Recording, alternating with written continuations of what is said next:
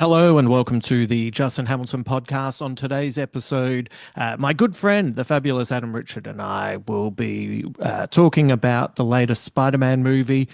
We had the opportunity to see it separately, and so when you listen to this conversation, this is literally our first chat about the film. I've had an opportunity to have a little bit of a think about some of the storylines and themes that, kind of worked really well for me, and some that just kind of left me with a bit of a weird taste in my mouth. So we touch on it a little bit in the chat with Adam, but since I've had time to have a think about it since then, I'll share just a few of those extra thoughts at the end of this podcast. So keep a hang around. That's what I'm saying. Hang around for a little bit of bonus thoughts on the film, which for the most part I really enjoyed, I have to say. Just a quick reminder that if you would like to support this podcast over at Patreon, there are 3 tiers that you can sign up for. They will get you access to bonus podcasts. This podcast that you're about to listen to was originally a Patreon only episode. So this gives you a bit of an idea of the extra stuff that you can find over at the site. But for as little as $5 a month, you can support all the work that we're doing here. All the money that's made at Patreon goes back into the creation of this podcast and the maintenance and the fees and all the hidden costs that you just don't really need to know about. So if you would like to sign up and get access to bonus podcasts, live videos, access to tickets to shows that I'm producing, or at least discounted tickets to other shows, head to patreon.com/Justin Hamilton and you will find a tier that suits you. Okay, let's bring in Adam, and then I'll swing by at the end and we'll have, just a little bit of extra info on where I landed with this film. So for now, let's bring in Adam Richard. The interesting thing about talking about this film with you is, and I mentioned this on the podcast with Tegan Higginbotham, but new information came to light after we'd finished recording. And for those of who haven't heard the Tegan podcast, when I went to see the new Spider-Man movie, I was suddenly surrounded by 20 plus cops brandishing guns, telling 2 guys to get down on the ground, one of them in a vest, holding something. And, we're in Sydney, and that stuff kind of sets you on edge these days. Also, where you were next to the Sydney Cricket Ground, near the Australian Football Stadium, near Disney Studios. Yes. Everything about very high security areas that you want to be protective of. So I can understand that number of people turning up all of a sudden. And then, we were told to get away, and there were speakers outside telling us we were into lockdown. So once we discuss this movie, everything is through the prism of me pumped full of adrenaline. But what I have discovered after recording with Tegan is that these 2 terrorists were guys who had gone to a fancy dress party that had a theme of villains and baddies, and, were holding a suitcase that said hard drugs in big writing and had a fake gun. And you know what? Maybe go with something else. Look, I mean, I read the article that they'd been at the fancy dress party at that weird bowling alley next to us. Have you ever gone in there? I have. Is looking it as for the weird karaoke? As oh, right. It looks weird. Yeah, it is weird. It's like a grown-up time zone. It's an odd situation. But yeah, like apparently they were out there having a cigarette, and I'm like, I don't imagine they, if it was you and me dressed like that, we would have looked terrifying. Right. Yes, absolutely. Yeah. And these people were late 30s. So they would have looked terrifying. Yeah. regardless of if it, that being the theme of the party. we live in a world where if you're going to go as a villain or a baddie, go as Hannibal Lecter, Oh go my as God. Dracula. Like there's heaps Yes. of good things to go as. Maleficent. Yes, go as Go the as Jared president. Leto. Right. Jimmy Savile. There's so many that you can go as that everyone would just automatically look over and go, he must be at fancy dress. Not something that could set off everybody. And don't put me in a position where I have to defend the cops. Do you know what I mean? Also, who's going as a villain that is wearing a flak jacket Oh, and mate. a thing saying hard drugs? I don't. That's you know, who is that a villain for? The police. The police. Yeah. And they responded as you would expect. Yes. And it's so funny because I took a photo because I was like, Jesus Christ, because I was going to tell people and I wanted people to believe me. And when I was seeing the photo before we worked out what it was, I actually sent it to Tegan while we were podcasting and she looked and went, oh my God, that is really scary the way he is looking at you. And now I realize he's just looking at me going, what the fuck just happened? I'm at a fancy dress party. Like it said they'd been in there for 3 hours. Yeah. And what time was the movie? This all went down at 4:45. So they'd been in there for 3 hours at 2 o'clock in the afternoon. Yeah. And they may, according to the news article, have been found with something that could be fun. Well, the news article I read was there were alleged drugs found on the person of one of them. Yeah. So they might have been in quite an aggressive mood. Yeah. Also, no one's taken a look at these people and gone, oh, that must be fancy dress. I'm not calling the cops on them. Exactly. They must have looked aggressive on some level for someone to go, let's call the cops. Well, Tegan looked at the photo and went, oh, that is scary, you know. Yeah. Anyway, now, not so scary. Yeah. Oh, well. You've always got to remember just what you look like. Yeah. You know? Always remember. I remember. I'll never dress like that. No. I'll go as you know what I'll go as a villain? I'll go as a sunflower in spring. People who don't like to deal with hay fever. You'll trigger someone with the hay fever. He's a baddie, but he's so pretty and adorable at the same time. Baddie. He's a nice baddie. Anyway. I would be Maleficent. I just want to wear that big dress. Yes. Go full Angelina. Yes. I want to see you go full Jolie. That is a dream. Anyway, that's just a little update. I went and saw the new Spider-Man movie. And I did too. And you went the next day. It's a really hard thing because we are such old friends. It's so hard to not talk about it immediately. I know. Well, I only saw it last night, so it was busy. Yes. Was yours busy? You know, for a 5 o'clock session that just had a pretend terrorist out the front, it was pretty full actually. Because this was my thing, that cinema that we both go to, where people are often arrested for public nuisance while holding a pretend gun. Yes. I used to go there on a Monday because I could guarantee I'd have a whole cinema to myself, like a big, enormous cinema. Yeah. But if there were heaps of people there, I'm like, oh, wow, on a Monday. Yeah. Yeah. Interesting. That's where I saw Barbie at a 10 a.m. Wednesday session by myself, and it was great. I love that. I went to see the Death on the Nile, and there were like 3 of us, all my age, possibly my persuasion as well. Yes. Like fresh out of COVID, having escaped to go and watch Kenneth Branagh solve a crime that we've all seen on television already. Amazing. That's so good. So before we dig into the film, what was your initial reaction? I felt it was grown up. Like I felt like I was watching mature Spidey. Yes. And it's weird to say this about the 4th film in a run, but it felt cinematic.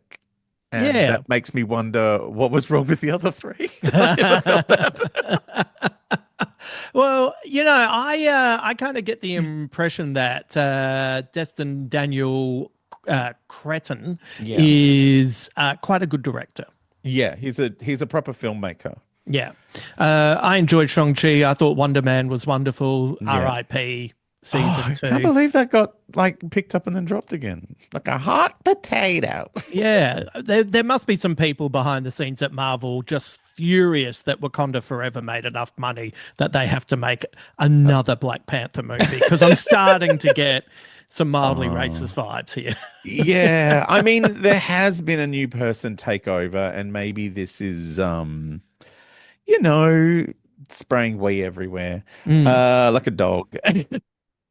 But yeah, I thought it was interesting that that Blade and this, although I get the impression Blade stopped being a thing a while ago. It's just finally escaped Yeah, as yeah. information. Mahershala Ali has finally kind of talked about it Mm, being, oh well, that's done. that's not happening. That's not happening.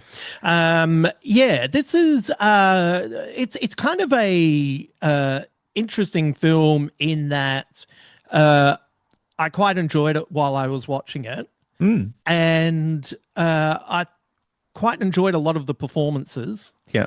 and I think I might do the movie a favor by after this podcast not thinking about it too much. Yeah, that's for the best. Yeah. Probably. I mean, it is the fourth movie. Like fourth movies are renowned for being fraught. Like the fact that it's enjoyable is the biggest surprise. Yes, yes. Like Toy Story 4 was a push. 5 actually annoyed me. Oh right, I didn't even get to 5, and I didn't even dislike 4. I just felt like I don't It was know. fine. It's a little bit like the Jason Bourne movie. It's like you Oh, finished yeah. it so well with number 3. There's nothing wrong with Why? this, but why are we here Yeah, for money. for money? 5 has like I know there's been some concern that it's like, oh, it's a female-led movie and no one wants to watch it. It's like people went and watched it in droves. Yeah. It just didn't resonate for me personally because not because of Jesse being the main character, but because there were too many humans. Oh, I don't go to Toy Story for humans. yuck. Yes. Yeah, right. That's weird. Like you never even see Andy's face in the first one. Yeah. Now we've got whole ass people Oh no, I don't want that at playing all. with toys. Yeah. No, that's not why I'm here. I like, I have to say I like Sad Spidey. Oh That, and I think, it's a lot better than emo Spidey from the Tobey Maguire years. oh yeah, the long departed and never forgotten Dave Grant and I were staying at the Brisbane flat when we were up there performing. In Paddo, yeah. And he went during the day to see it, and when he came back, the fury at Oh my emo God. Spider-Man was one of the best gigs I only ever saw. Did he just cut sick on stage? No, just in the apartment. It was just me. Oh, Yeah. just him talking to you. Oh, It was wow. so funny.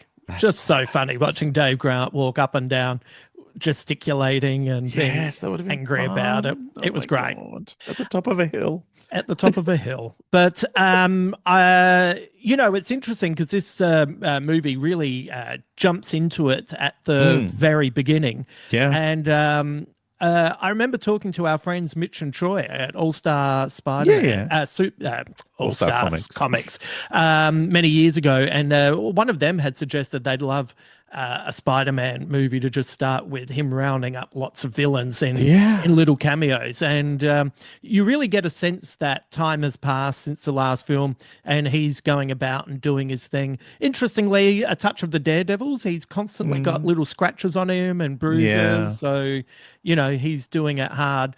And I thought that set the where the movie was at really well. Yeah. Also, the fact that he has such a great relationship with, the head cop.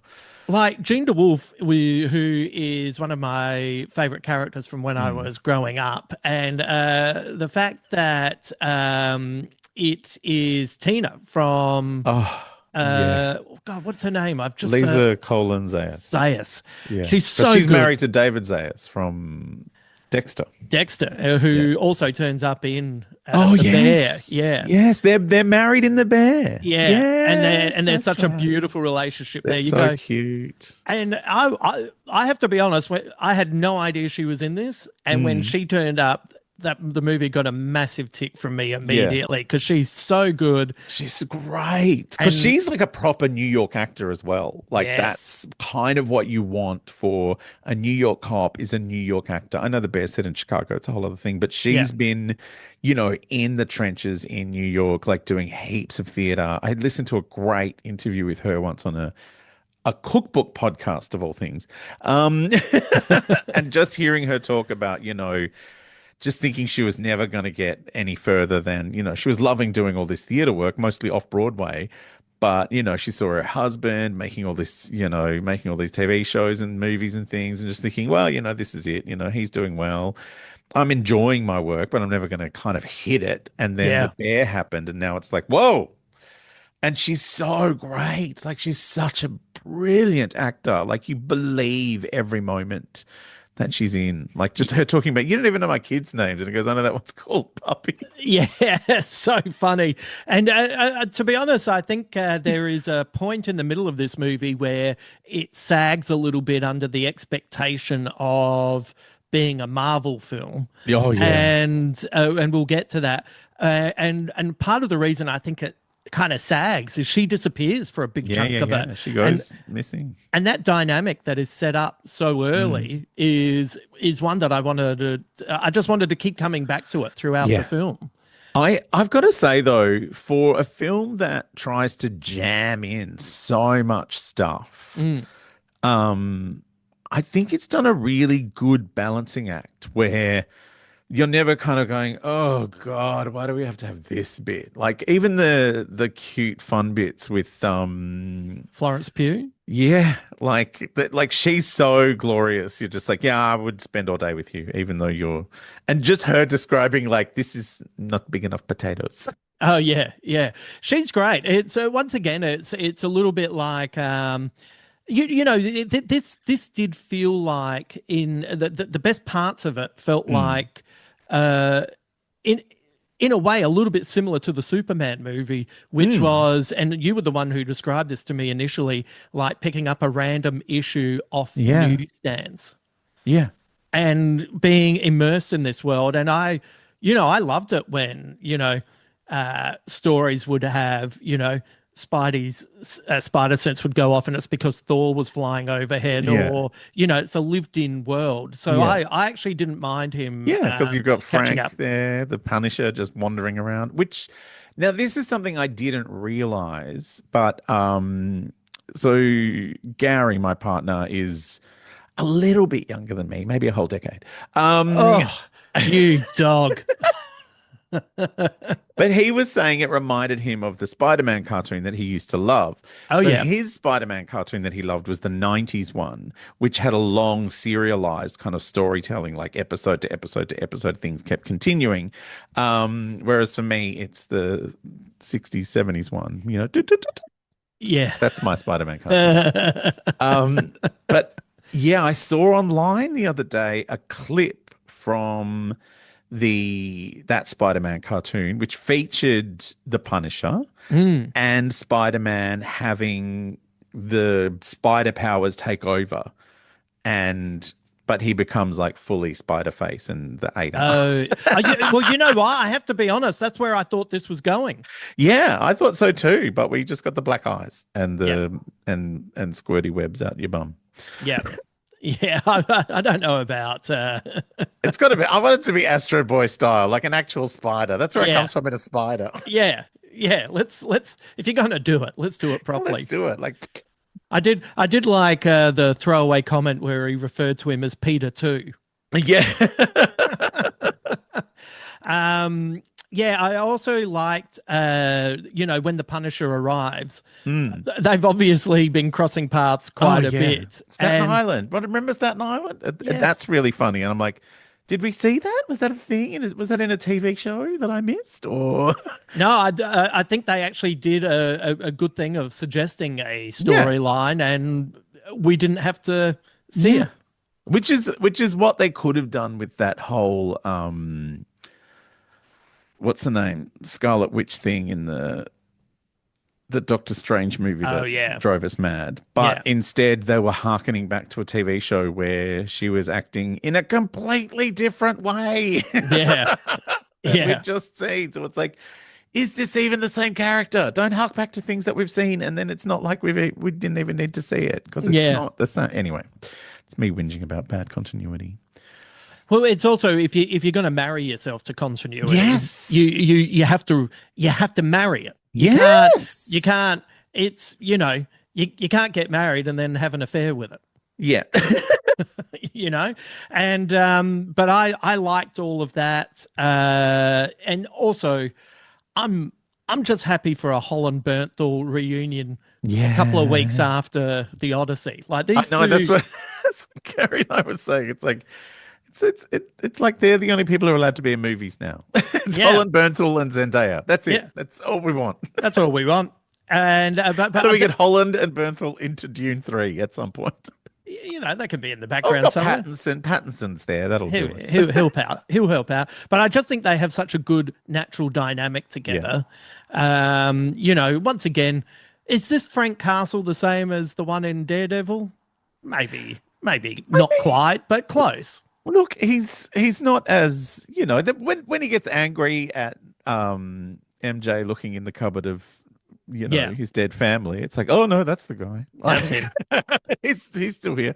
I gotta say, for a movie that's written by the same people that wrote the last two of these Spider-Man movies with Tom Holland, I think there's been a lot of changes from the director going, nah, let's not do that, let's not do that, let's not do that. Because those movies were very like heavy with continuity, heavy with constant kind of quips and jokes and silliness. And I never felt that weight on this. No. Like I didn't feel that there was that I had to know 1,000 things. Like it reminded me of everything I needed to know from beforehand. Yeah. And even if because I forget what happens in movies, Yeah. as do many of us. And it Yeah. was just like, oh, here's a little flashback, and that's all we need to know about why this is important in this scene. It's like, oh, that's cute. Enjoyed that. And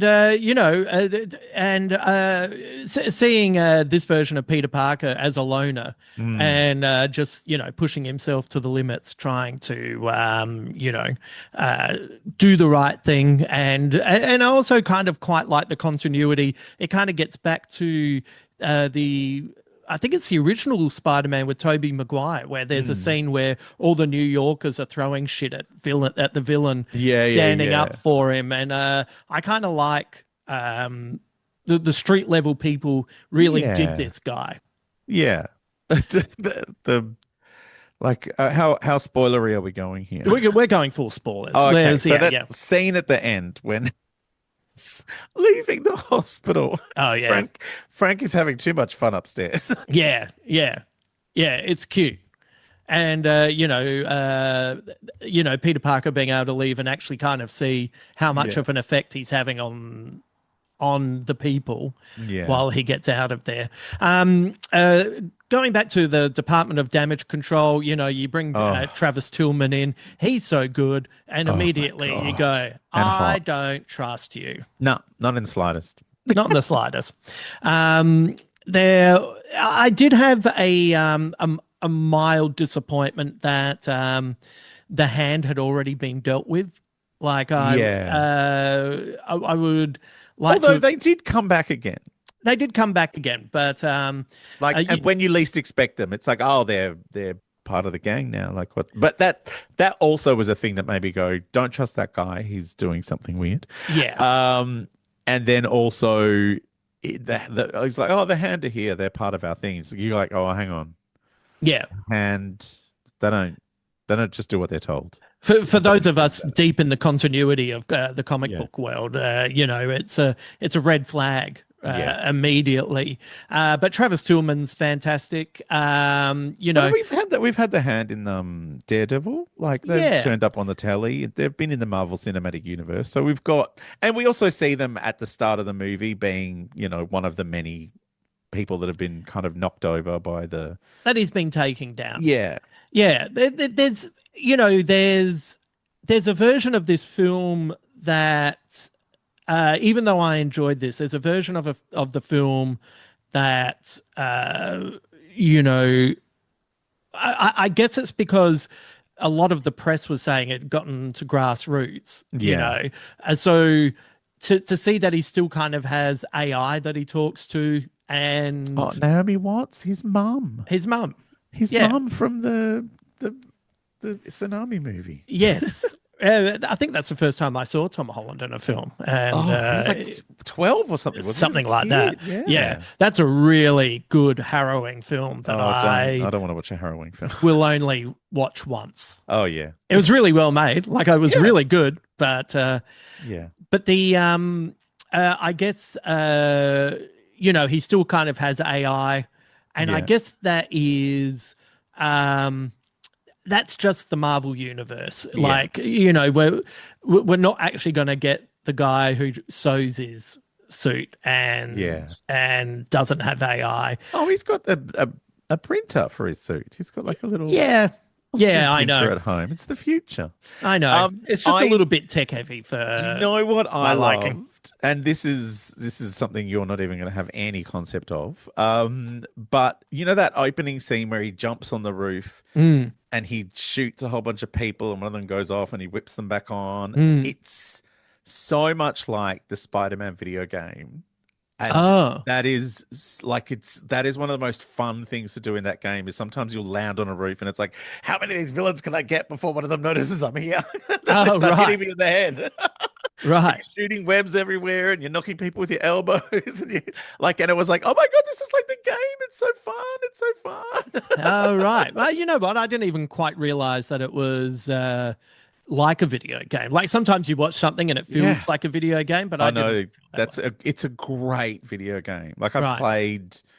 I think I've played all three because Yeah. there's Spider-Man, there's a Miles Morales one, and then Spider-Man 2. And Yeah. they're fun. Yeah. Like they're really fun games. But yeah, there's also he does like a stealthy thing, Yeah.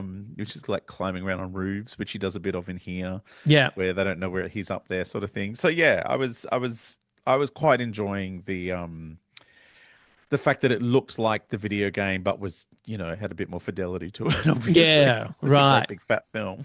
Yeah. I enjoyed all of as always, I enjoy the Ned and MJ Oh, they're so stuff. great. Um Once again, there's a little part of me that they kind of introduced this storyline. I would have been happy to sit in it for until the next Yeah. film. They kind of wrap it up quite quickly, but at the same time, part of the strength of this iteration of Spider-Man is the friendship. So there is there's a push and pull of, oh, don't Marvel movies, spill their load very quickly. And it's like, no, no, no, hold off, hold off, hold off. But at the same time, at the end, especially when he does the special handshake with Ned, Oh yeah. it's pretty cute. It is. Also, I will give them that they do sit in it for the whole film. Mm. Like, how many times have we seen a really sad ending to a Marvel film and come to the next one and it's like, oh yeah, we made friends again while you weren't watching. And it's like, Yeah, what? yeah, yeah. I thought, why is Thor now in outer space? Like, Right. you get that kind of like, or they just wrap it up really quickly in the first 5 minutes so you can get on with the story. It's like, Yeah. I'm just going to explain my whole storyline again. That stupid Doctor Strange movie where it's like, oh yeah, in case you didn't watch my TV series, I had kids and I'm angry about it. And it's like, you're a different kind of angry. Yeah. Yeah. It was very different. Yeah. But yeah, they also, did let it go for the whole movie, and I thought that was impressive because we get to see him be a bit tortured by the whole thing. yeah, and also once again, I think one of the best scenes in the film is literally when he comes back and MJ has read the letter. Oh wow, Zendaya is so amazing. Yeah. Like, I think Holland's great, but he needs to be to keep up with her. Like, there is just something absolutely captivating about her, but also her ability. to play a scene is like, oh, like that's a gut punch of a moment. Yeah, she can access vulnerability unlike anyone else at the moment. Yeah. Oh my God, it hurts. Like I'm also, as I don't know if you saw the interview recently with it was Anne Hathaway and Matt Damon talking about Odyssey, and he's like, "Oh, I've made three movies with Nolan now, and he's like, oh yeah, I'll give it just another one." It's like, yeah, yeah, that's good, that's good. I think we've got it.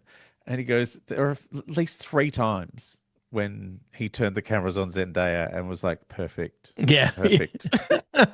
And Hathaway goes, oh, I got one perfect. On Interstellar, I got a perfect. Yeah. And here's all these critics saying that Nolan's not good with women. Like, I know. And David's like, I made three. I've never got a perfect. Never Yeah. once got a perfect. Work harder, Matt Damon. That's what that But tells me. but when you see her in the Odyssey, you're just like the look on her face at every moment has about 14 things happening, Yeah. and they're all reflecting back what he's feeling, and you're like, that is not an easy performance to give. Yeah. And to give it like on the gigantic screen Yeah. Well, and be one of the most beautiful women alive. Like it's a lot. and naturally beautiful Yeah. as well. But Yeah. there's moments where, especially when he comes and he's hanging out with Ned and she's processing the whole Yeah. situation.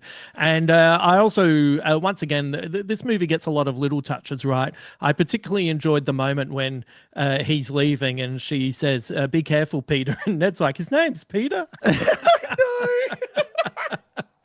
So can I tell you one of the things that I loved about this movie? I know I said it right off the bat that it felt more mature and grounded. Yes, it felt like a real place, Yeah. It didn't feel like these goddamn like it was I saw the Avengers Doomsday trailer Oh, before so this, boring. and it's so boring. It's such a boring trailer, and this film made that look like the worst of Marvel.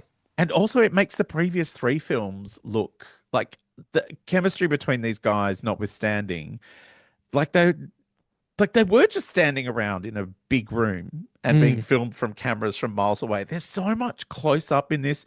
The word that it brought to mind after watching it about the cinematography is this had chiaroscuro. Like there is light and shade, whereas the previous three films felt two-dimensional. Like they were Yeah, flat yeah, movies, and you can see everything happening. Whereas in this, when there's a fight scene, it's like it's very dynamic. Like I think Cretton's a great director of fight scenes. Like the fight with the hand, I think, is the best moment in this film. Or the fight with the Hulk. Like there's a lot of, the action is dynamic and exciting, and you feel that there are consequences to it, and that there's weight to things. But also it's like it's not completely washed out and or completely too bright. There is like a light and shade to everything. And even Giacchino's music, the score, I thought, he scored four of these movies now, and the first three have kind of a lightness of touch that, the score's not that far away from his score from Ratatouille, for instance. Whereas this score felt closer to, say, The Batman or to Star Trek, where it's got a weight to the soundtrack. There's a weight to the score that, there's still the touches from the original three scores, the little Spider-Man themes, but they're very minimal in the way they're used. And yeah, like the whole film felt weighty and grounded. It felt like there was a reality to it that I think has been missing from a lot of Marvel films for a while, because they do look flat. They yeah. look like they're shot from down the back of a huge green screen studio that's all been painted in around them. And so they just need to be shot really flat because you don't want to mess up the graphics. Also, a character like Spider-Man can often be entirely CGI. Like he Yes. doesn't have to be Tom Holland. He could be he can just be a computer program. But I really did feel that every time he had his mask on and he was shot in close up, that it was him in there. Like, Yeah. Yeah. it's like, oh my God, this is hard work for this kid.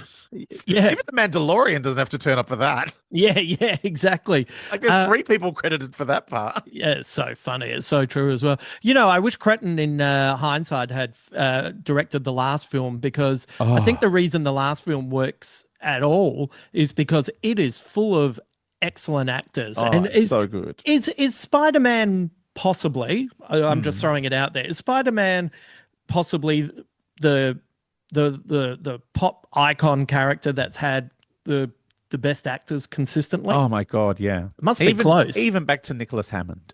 Like Nicholas Hammond was great. You That was know? another thing I kind of loved that I don't know how many people are old enough to remember this, but when the Nicholas Hammond Spider-Man was always doing kung fu Yes. because that was really popular at the time. And here Yes. we've got him fighting with the hand, so he's technically kind of doing kung fu. It's great. It's great. That's what I want to see. By the way, while I think about it, Zendaya and Bernthal are Oh, also very good. And I like how so MJ and good. Frank kind of team up on Peter, Yeah, they which gang is up on him. that's what I want to see. Mark Ruffalo, always, Always good. I could have used more of him. Like Yeah. I would like more of Uh, Mark Ruffalo, Bruce Banner and Peter hanging out together. Also, I absolutely loved when he changed and he's like, I didn't know you got this big. Yeah, yeah. Well, it kind of reminded me of some of my favorite artwork is, Oh, when like Frank Miller kind of, drew him towering mm, over Daredevil and stuff like yeah, that. And there was, at least there were physically some impressive stakes yeah, in this film.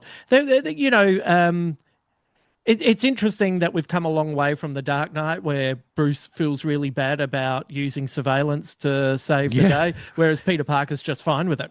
yeah. Yeah, I'll yeah, just no look at worries. everything. But that's once again, that is the weird MCU, which takes a lot of its inspiration from the Ultimates, Yeah, and it's a which lot is more kind of problematic. conservative. Yes, Yeah. right wing Yeah, it's working with the very army. neoliberalism is fine. We're all Yes, good. Companies are always doing good work.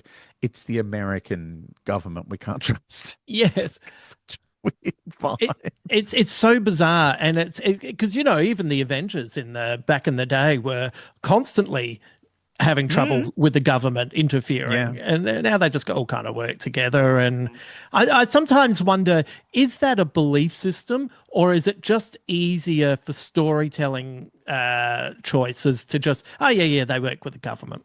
I think it's a little of column A, a little of column B. There's Mm, I'm gonna get all horrific and theoretical on your ass, but so like there's Hall's theory of encoding and decoding. So the content we consume is encoded with the wishes of the people creating it, and not just the directors and the writers, but the companies mm, that are putting this stuff out. And, Disney and Sony, two of the biggest companies in the world, it's in their interests to portray government as obstructive to their needs right. and to portray companies as great, great, wonderful things that do good work. Mm, So it's in their interests to push a neoliberal agenda.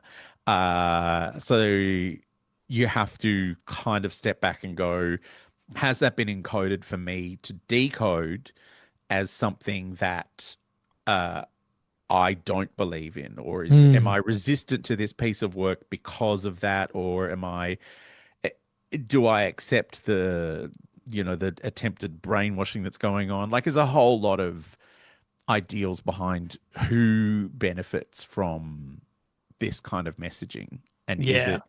is it the companies, the big companies that make these films and throw hundreds of millions of dollars at them because it paints them in a good light? Like, that's there is a very right wing reading of all of the Marvel movies from Yeah. Iron Man outwards. The fact that they started with a genuinely unlikable character who is an arms dealer Yeah. and make the audience love him, and get an actor who has been down on his luck and has reformed himself in a moral way in front of the world, and go, you two, as you poor downtrodden thin, can be taken up by this big company and made amazing.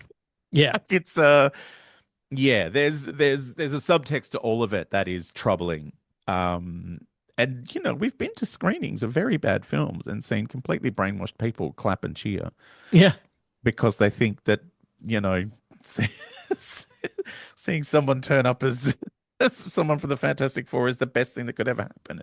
And you're like, this is objectively a terrible film we're watching. Yes, yes, you are mistaking the ticking of boxes for Yes. plot and Yes. story and having something, you know, interesting to say. Anyway, so, that was a little too theoretical, and no. You know, perfect for this podcast. You know, but you know, it's also you can't help but think those things. While this is what I mean about you enjoy it in the moment, and then you're walking around later on going, "Ooh, okay." So, you know what? I'll stop thinking about that. Can we talk about? And I'm worried about spoiling it for anyone that hasn't been. Well, the intro will say that this is full of spoilers. Okay, cool. So I was genuinely surprised. Yeah. I knew that old mate from Sadie Sink from Stranger Things was going to be in it. Yes. I didn't know who she was playing. I was like, oh, she'll be like Silver Sable or some weirdo, or maybe she's the alternate universe Mary Jane. I don't know who she's going to be. She's got red hair. Yeah. Thought she might have been. I had a moment of thinking, is she Black Cat? But then the powers were off. But when the powers turned up, I was like, oh, who's this meant to be? Is this the Purple Man? Is this like, what's going on here? And then when it turned out to be Jean Grey of the X-Men, I was like, oh, wow, this is an interesting take on things. I love that we didn't get bogged down in mutants and X-Men and everything. It was just, this is one character who's lost her sister and is looking for her. And I was talking to Gary about this, about how this kind of almost harkens back to the best parts of Spider-Man's history of villains. Especially if you look back at the first two Raimi films, like the villains are people who are not necessarily evil for evil's sake, but they're trying to do something because they've got an aim, an emotional pull through that they want to complete. Like for the Green Goblin, you know, he's gone Lula, but he also wants, you know, he wants to kind of almost adopt Peter on some level, or he wants, you know, he's got his whole thing with Harry, and there's an emotional cost to what he's done. And even though he's doing terrible things, he's kind of trying to do the right thing by injecting himself with these crazy drugs. Yeah. And the same with Doc Ock is, you know, he's been sent a bit crazy by this stuff, but you know, he's seen something terrible happen to his wife. It's you know, there's been some trauma happen, and she's having the same thing. Like she just wants something very personal and small, and she's going the wrong way about it because, you know, too much power, not enough responsibility, blah blah blah, all of the Spider-Man things. And I really loved that kind of fed into when these stories are well told. I didn't really gel with the Mysterio character because he seemed entirely nasty from the outset, pretending to be nice, as opposed to kind of, you know, trying to do another. And also, I had a similar problem with the Vulture, because it's like, yeah, I'm doing nasty stuff. Oh, I didn't mind the Vulture because I quite like the you know, blue collar guy who's trying to, and that's actually my favorite scene in the Tom Holland's first Spider-Man, is when the two of them are in the car and they clock each other. Yeah. Oh, when he turns up at the house and you're like, oh my God, he's the dad. Such a good moment. But I think there's just something about Michael Keaton's performance where you go, oh, he knows he's doing bad stuff Right. on some level. It's like, yeah, I'm a bit on the take, whatever. Right. But yeah, and then that last film, everyone was just being weird, uh, for the sake of it. But yeah, I felt there was, just that she wasn't an enemy for enemy's sake. Like she was trying to achieve something, and she was a bit broken emotionally, and damage control with the bad guys. Like Yes. even Bruce is being manipulated, and he's not doing anything bad, and it's that they're almost my favorite kind of Spider-Man stories where Spider-Man's kind of stuck between a rock and a hard place, and it's like, well, I don't want to hurt you, but you're making it difficult for me. Yeah, there was a touch of the powerful woman in the Marvel universe who can't control her powers and goes loopy, that I kind of push back against a little bit, especially considering, doesn't she murder someone? Like, doesn't she jump into a body and that person gets hit by a car? Oh, yeah. Like it's a pretty big step for someone who's eventually going to be a hero. Yeah. And so, there was, I think there was just a couple of times where if she'd put that person in that position, then pulled them out at the last second to give Peter a sense that maybe she's not entirely evil. I think sometimes some of that stuff didn't quite sit that well with me, but I thought, I thought she was really good. On the bigger picture, like if we're looking at that character and how she's been portrayed over time, like she does always in the comic books at some point kill people and need to be punished. Well, it's only the one storyline, isn't it? It's just that storyline keeps being repeated and badly.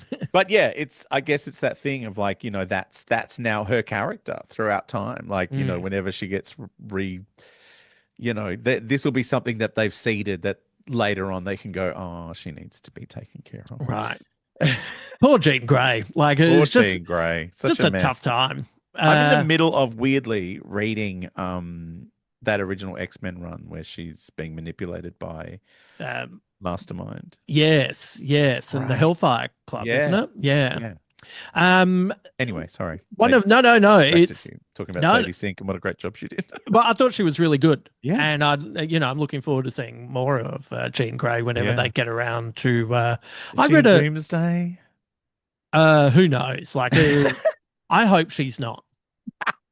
For her sake, they're probably recording bits of her now to stick in. God, she's this movie... in that one. No, you didn't tell us about that. We'll copy and paste her in. Like, it sounds like a joke, but I think you might be correct about that. I just need to say, while I think about it, Tom Holland. I found the pushback at Tom Holland in the Odyssey to be.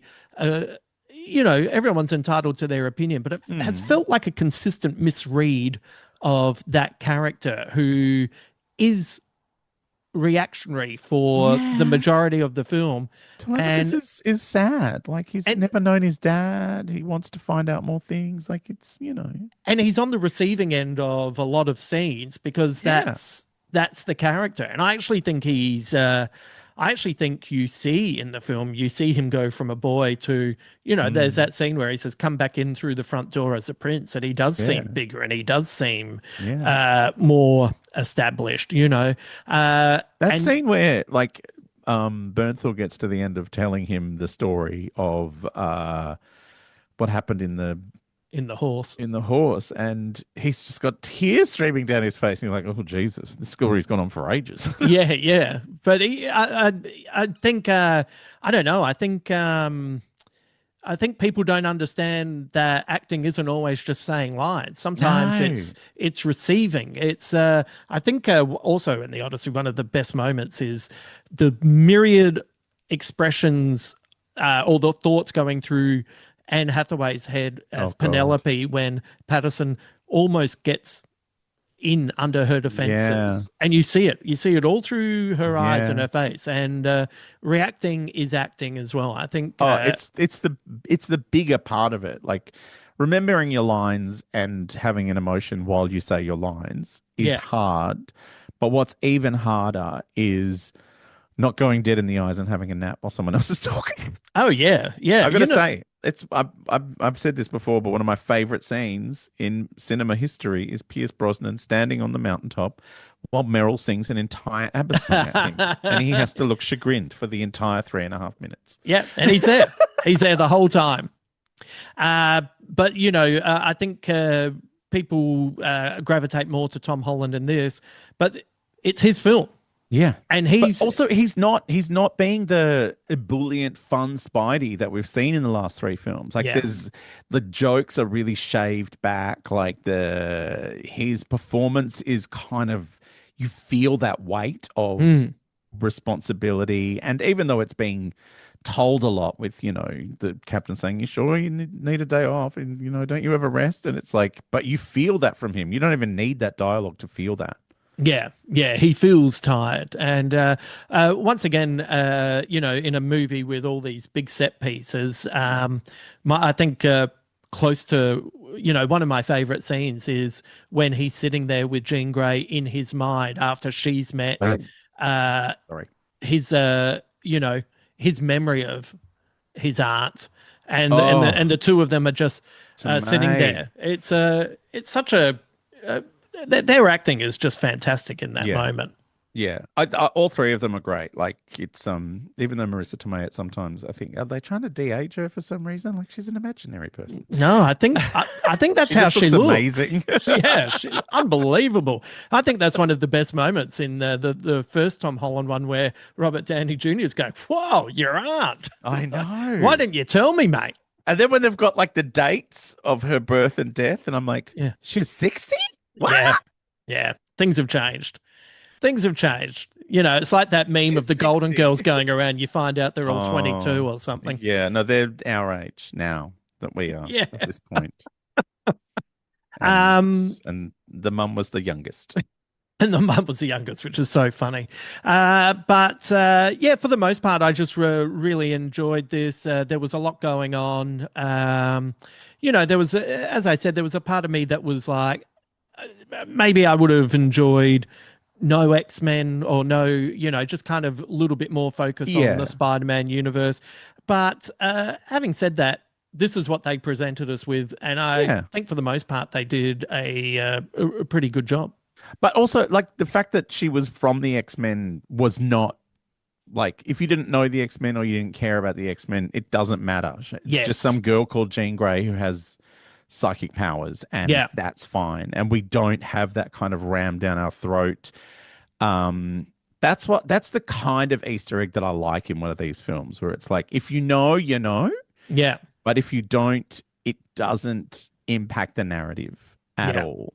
And even with the Black Widow, White Widow, whatever she's called, with Florence Pugh, she's really, because I'd never seen the Thunderbolts, I didn't really care about anything, and she's like, "Oh, we're in the Avengers, we do this." I'm like, "Oh, she's in the Avengers now, cool, that's fun." Yeah, and that's all we need to know.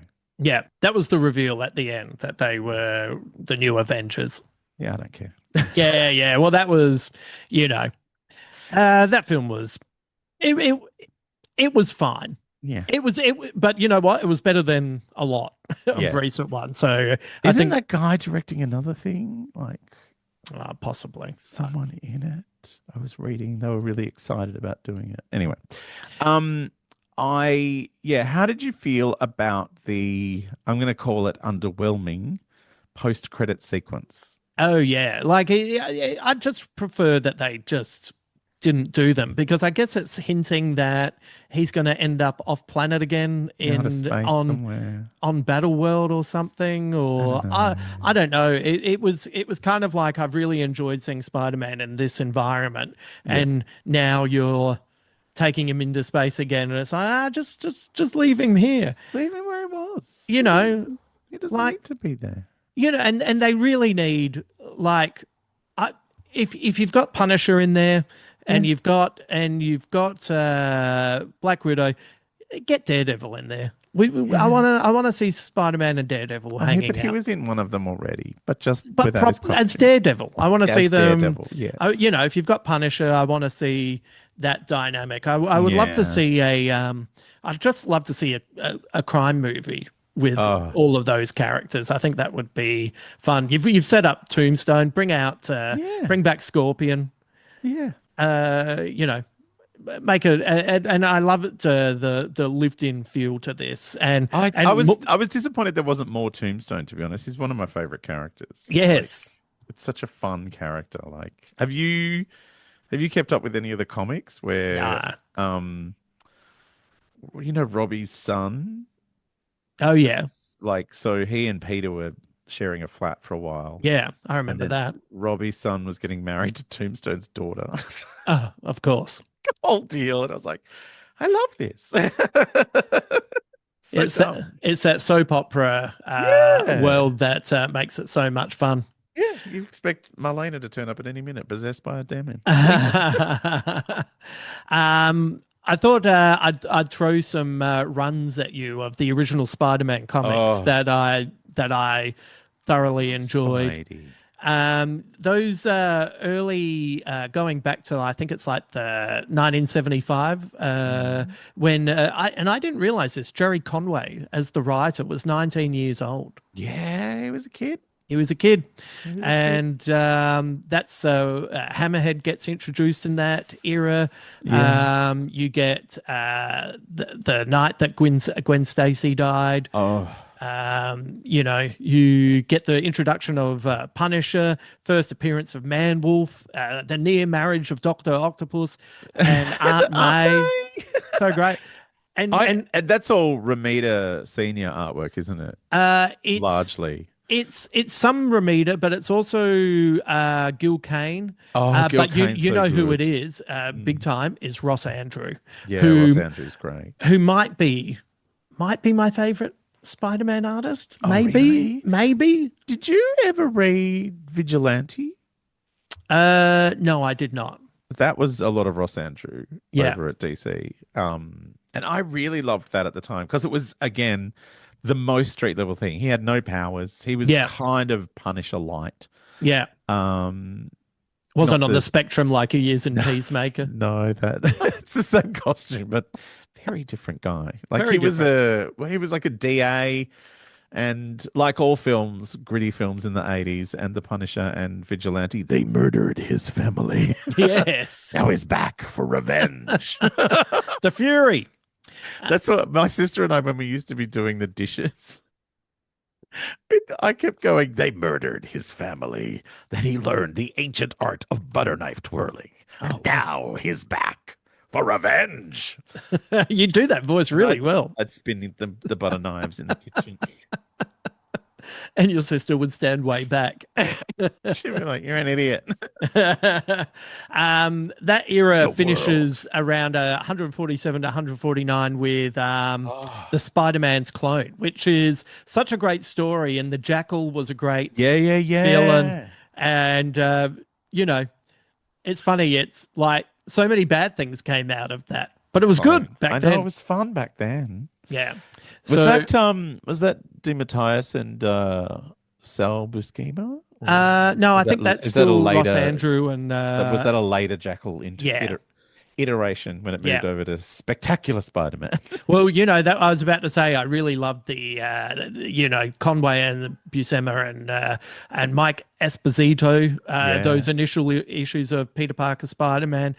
I also loved he was just perfect for Marvel Team Up because you just enjoy seeing Peter Parker interacting with characters he normally wouldn't hang out with, whether it was Thor, whether it was Red Sonja, whether it was whoever they teamed him up with. He was just the perfect person. And also Marvel 2-in-1 with The Thing. The Thing was a funny character to team up as well. Marvel Team Up, this is the weird thing about reading these old issues of X-Men with Chris Claremont and John Byrne and Terry Austin on art, was they were at the same time at the start of that run also doing Marvel Team Up. So like the idea of Chris Claremont and his, very deeply layered ongoing narrative in a team up book where it has to be a different person every week. Every week. How was he coping? Yeah. Must have been like when he could go full-time on X-Men, just like, what a relief. Thank God, I can just have the same people every week. Now I can really lean into the soap opera side of things. But Uh, Byrne getting to draw every single person in the Marvel universe must have been wild fun. They were also doing, I think, the Iron Fist stories in Power Man yeah, and Iron Fist. yeah. Is where does Byrne rate in your all-time artists? He was like my favorite for a very long time, Yeah, like absolute favorite. I still really like his work. Like yeah, but my favorite now is and has been since he was on Daredevil in the 80s is John Romita Jr. Like yeah, still just yeah, just his really effortless storytelling. yeah. Like yeah. And his Spidey's amazing. Like It's he's done some epic runs on Spidey. Yeah. Yeah, he really has, hasn't he? Yeah. Another Spider-Man storyline that I really love back from 85 to the Mm. beginning of 86 is in Peter Parker, the Spectacular Spider-Man. It's the death of Jean DeWolf, which Oh has yes. Sin Eater, has Daredevil. Like that Mm. was a pretty seminal Yeah. comic that I was reading. My one of my best mates when I was growing up was a guy called Kane, and he collected Spider-Man, and I collected other things that we Ah. would swap. So that's how I was across all of this stuff. Um, and then just after that, in '87 is Craven's Last Hunt, where Oh, with that's Mike Zeck. and and Timotheus. Yeah, yeah, yeah. Yeah, yeah, Oh, that is a great run. yeah, Mike Zeck was amazing. Mike Zeck did the whole first Secret Wars. yeah, Like, yeah. Yeah, kind of one of the great cover artists as well. yeah.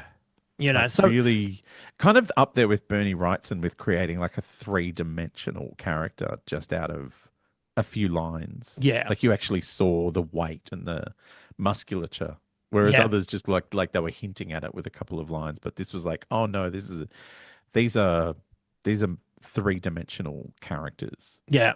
And Yeah. the thing I love about that Craven's Last Hunt is that he takes Spider-Man out and you think he's dead, and then he takes on the role of Spider-Man to try and Yeah. prove that he's better. Yeah. And it has I won't say where it goes, but it has one of the great endings. Yeah. And then the only other one that I wanted to mention to you is a very specific comic, which Yes. is from Volume 1 of the Avengers, issue 236. And Yes. on the cover, it has Captain Marvel, the Monica Rambeau version, Yeah. the Wasp, Star Fox, Mm. Scarlet Witch, She-Hulk, Captain America. In the very middle is an upside down Spider-Man, and it's when Spider-Man decides that he's broke and the Avengers pay $1,000 a week and he could use the money, and he tries to join. And that specific issue was the issue that I bought on the newsstand, and I had to know what happened next. And that's where my comic collecting came from.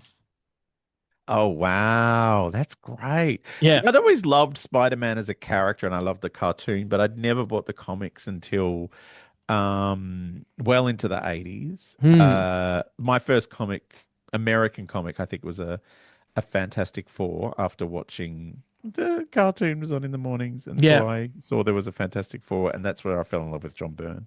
Yeah. Because it was one of his. And then when I chased them all down every month, and when I got them from the comic shop, and then I started reading Spider-Man when McFarlane joined, Right. oddly, Yes. because I'd been reading him over on Batman for a while, and then he moved across to Spider-Man. And David Michelini is one of my favorite writers, Yes. I've got to Yes. say. Like that run with McFarlane and Michelini, and then I continued on into Eric Larson when he took over from McFarlane, and it was just like every issue was just solid. And you had the introduction of things like Venom and all that kind of stuff, but it was just like every issue was great. Like his writing was so propulsive, and every issue you felt like, oh, I've got to get the next one. I've got to see what Mm. happens here. Um, and he was really good at putting Spider-Man in jeopardy, like that, and he was great at giving. The best thing about Spider-Man is when Peter's life and Spidey's life just are incompatible. Yes. Yes. Yeah, when everything's going pear-shaped because he's trying to do Yeah. the right thing. I like it when he'd have to whip up his clothes somewhere Yes. and, he's still trying to take photos before he Yeah. saves the day because he's got to try and earn a living. Yes. And who else wrote some good Spider-Man comics? One of the most underrated writers in Marvel history is Roger Stern. Oh, Roger Stern's great. When he takes on the Juggernaut, uh, Yes. you know, all of that stuff is fantastic. Yeah. I also followed Romita Jr. back to Spider-Man when Straczynski was writing it, and I really enjoyed that he kind of gave Spider-Man kind of a mythic sort of backstory, Mm. putting him in part of this weird ongoing pantheon, like a Buffy the Vampire Slayer kind of deal. Yeah. Um, and also just giving then there were a whole bunch of like other Spider-Men from different sort of areas, and John Romita Jr. designing all of them was kind of glorious. And I have a soft spot for the Ben Riley era, Yeah, oddly, right. when Spider-Man's clone turned out to be the Peter Parker that we've been following all this time. And the original Peter Parker was supposedly this guy called Ben Riley who had blonde hair and, had named himself after his dead uncle. And he took on the mantle of Spider-Man. And so Peter could be off and be married with Mary Jane, and Ben was, again, poor and having trouble making ends meet. And that was really fun for a while. Like Dan Jurgens, I think, was doing it for Oh, on one yeah. side, and I think it was Howard Mackie and John Romita Jr. on the other title. And it just kind of felt like a nice little reset, Mm. which I really enjoyed. It all came, crashing down when they decided there was too much clone business going on. Yeah, yeah. Well, that's the thing, all these years of continuity, it can't help but collapse at certain points. Yeah. I really enjoyed Bendis's run on Ultimate Spider-Man Yeah, right, right. Yeah. with Mark Bagley. I thought that was great. Although too much decompression. Like it doesn't take 6 weeks, 6 months for you to become Spider-Man. Too long.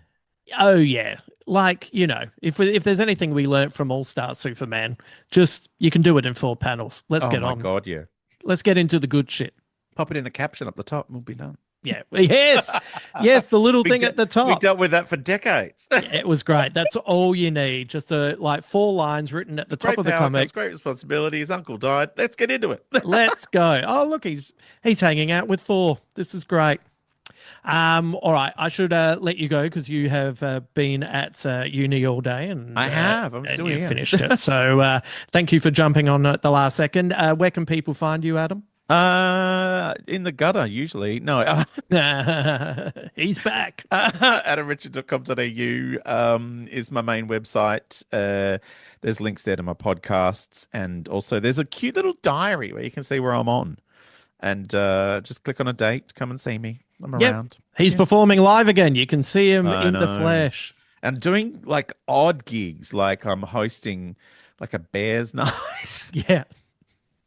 I'm hosting Conflux, which is the science fiction convention in Canberra over the October long weekend. I'm hosting a couple of things at Consideration, which is in Parramatta in September, which is also a science fiction festival.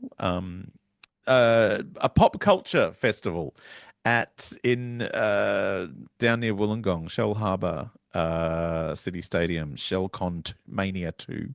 Wow. So yeah, I'm all over the place. Come and find me.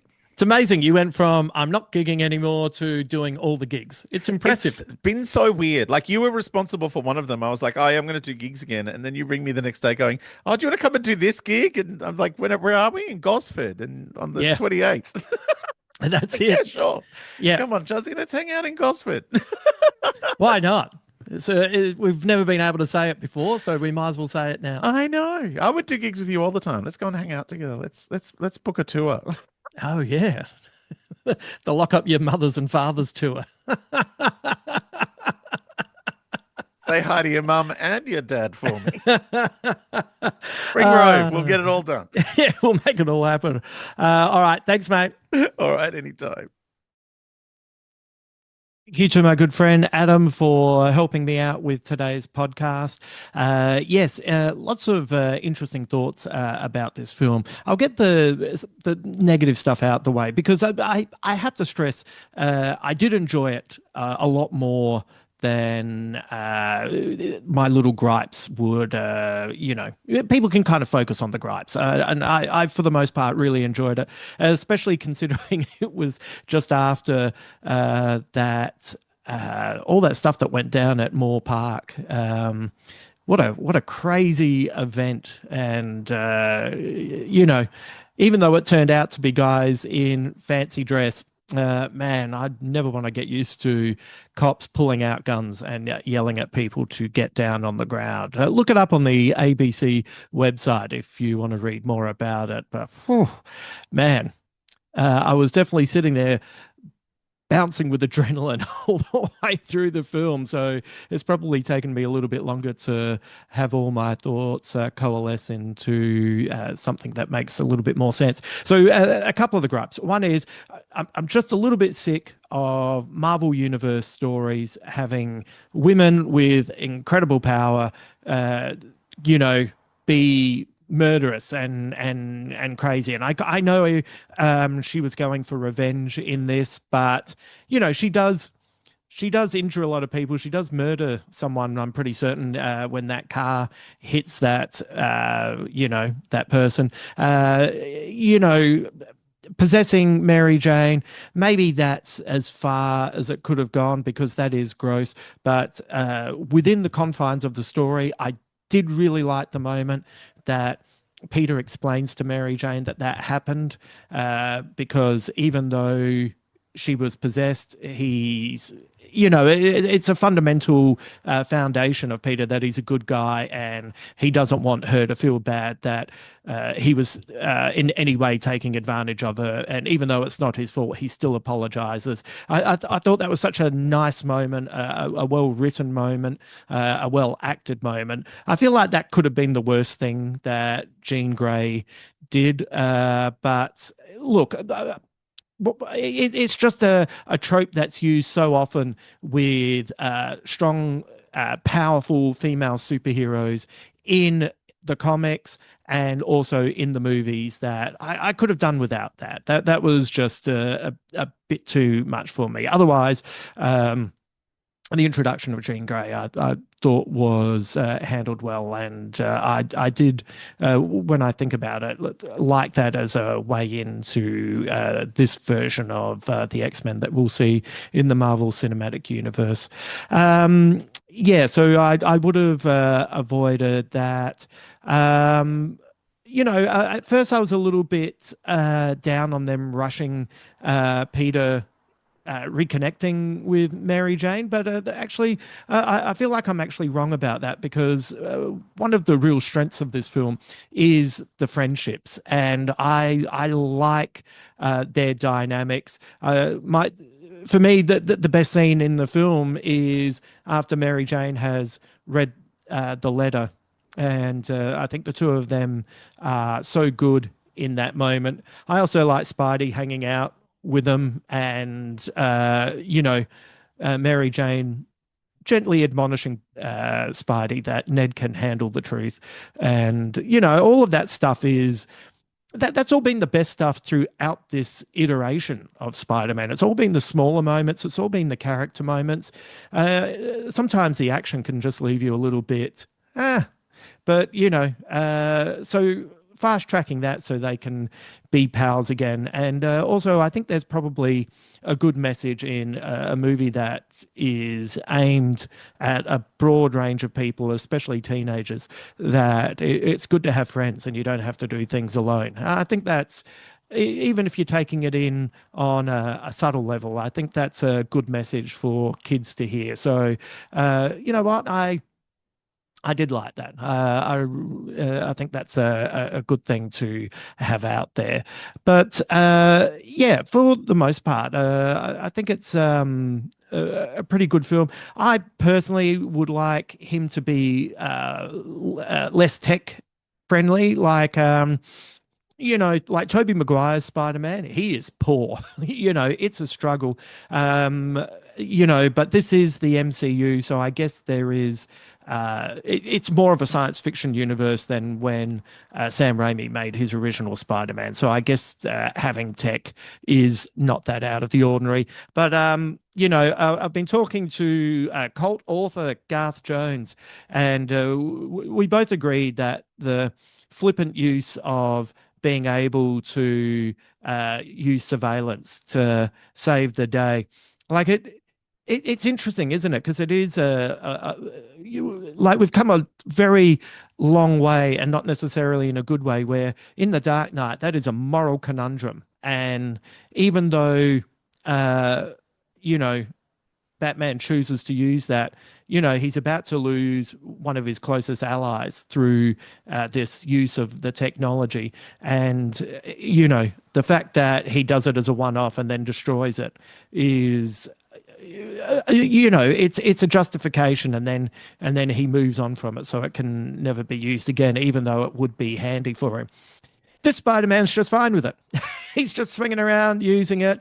And I guess what makes it really interesting for me is that, I went and saw Massive Attack last night, and my gosh, like one of the best concerts I've ever seen. And it was it was art, and it was political, and they talked about surveillance in the show, and they used surveillance on the audience and showed them on the screen, and it's really quite chilling. And yeah, the normalization of it doesn't sit well with me. So that's just I don't know. There's so many things that kind of happen in the real world where we're normalizing it, and it shouldn't be. 1984 warned against this, and we seem to be completely fine with it. And I guess we feel fine with it because we don't know what else to do. But I don't really want to see Spidey using it. And he is a character of the people. I like that he had the whole city behind him. I'm glad that the city was a character in a Spider-Man story again. I just would rather they thought of other ways to show him sorting this out. He's got a spider sense. Let him use his spider sense. Let him use his spider sense to pinpoint where Jean Grey is jumping. And then, the character's smart. He works out that she can't jump over a certain distance. There you go. Problem solved. Using his powers, using his smarts, and not using surveillance. So, yeah, that wasn't quite for me. But a little bit of a waste of the hand, but it did make for a pretty cool fight scene. And realistically, the thing that I really enjoyed about this is all the different relationships. I enjoyed this version of the Punisher. Grim and gritty. Like I lived through the darkness of the late 80s and the 90s, when characters became like the wrong lessons were learned from Watchmen and The Dark Knight Returns and things like that, and those grim and gritty comics which were misconstrued as being grown up. So you still had the backstory for Frank, but I like the dynamic between him and Mary Jane. I like the dynamic between him and Peter. And if they take a while to come back with another movie, that's good.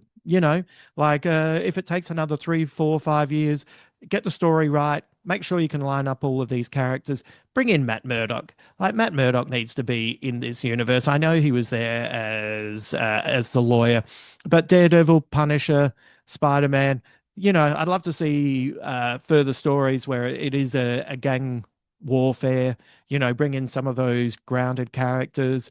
Have Mary Jane and Ned trying to help out, but on the periphery. Like, I'd like to see Karen from Daredevil hanging out with Mary Jane and having the two of them bond. Maybe Mary Jane can help Karen with some of her darkness, and but she's kind of like a kick-ass role model for Mary Jane. And maybe there'd be something nice with Matt Murdock seeing something of Foggy in Ned.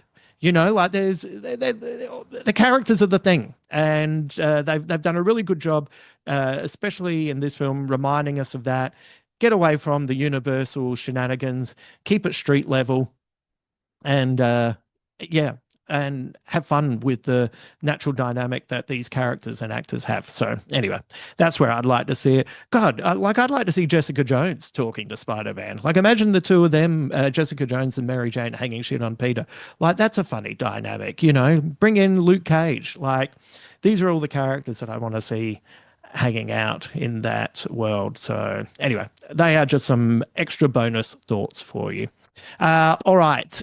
Coming up on Thursday, Mulk is back. We're going to be discussing TV. He's been seeing a lot of stuff that's coming up, and we're going to be touching on the first episode of Ted Lasso. By the time that podcast drops, you will have the second episode up as well. So I'm sure when Mulk and I touch base again, we will discuss that.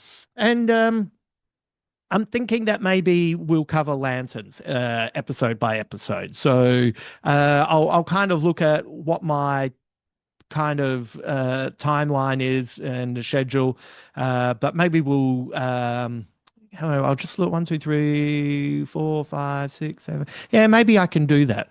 Maybe I can do that. That'd be fun.